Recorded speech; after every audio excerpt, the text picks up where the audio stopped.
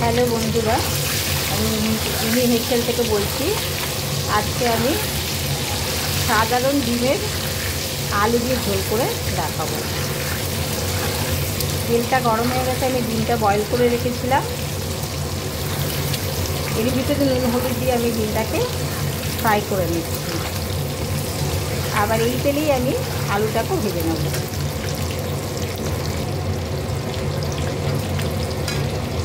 ডিমগুলো ভাজা হয়ে গেছে। আমি ডিমগুলো খুব বেশি কড়া করে ভাজবো না, হালকা করে ভেজে নেব। ভাজা হয়ে গেছে, আমি তুলে নিয়ে আলুটা ভেজে নিচ্ছি। এবার আলুটা ভেজে নেব, সামান্য ভেজে দেবো।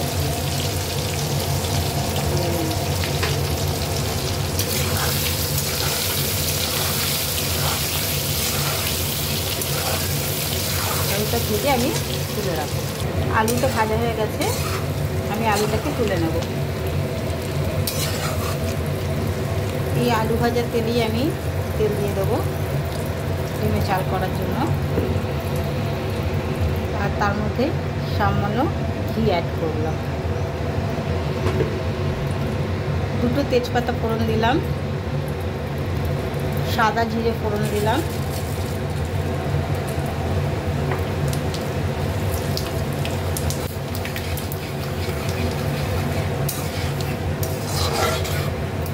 একটা বড় সাইজে পেঁয়াজ কুচানো ছিল, সেটা দিয়ে দিয়ে ভালো করে ভেজে নেব পেঁয়াজটা।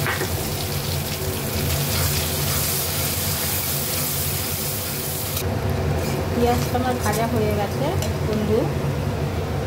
এবার এর ভিতরে আমি পাকা কাঁচা লঙ্কা দিয়েছি 4টে, রসুন দিয়েছি 6 কোয়া, 1 ইঞ্চি আদা দিয়েছি, আর একটা টমেটো পেস্ট দিয়েছি। এটা দিয়ে আমি ভালো করে কষিয়ে নেব।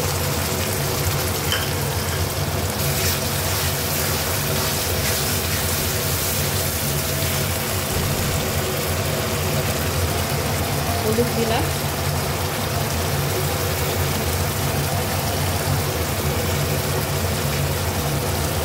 স্বাদ অনুযায়ী নুন দেবো। এটা ভালো করে কষাবো। সামান্য কাশ্মীরি মির্চ অ্যাড করবো।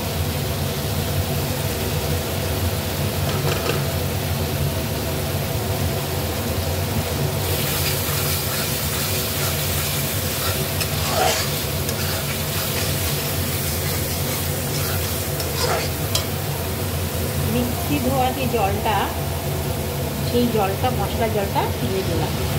দিয়ে এবার ভালো করে কষিয়ে নেব। ডিম আলু কষিয়ে আমি জল ঢেলে দিলাম।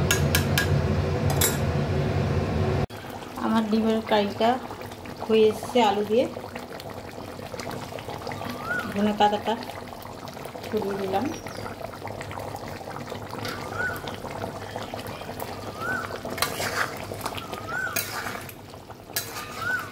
এই আমার সিম্পল ডিমের ঝোল হয়ে গেছে।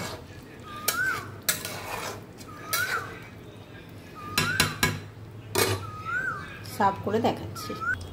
আমার ডিমের ঝোলটা সার্ভ করা হয়ে গেল। খুব সাধারণভাবে ডিমের ঝোলটা তৈরি করেছি। ভালো লাগলে শেয়ার করবেন, সাবস্ক্রাইব করবেন, কমেন্ট করবেন। থ্যাংক ইউ, ধন্যবাদ।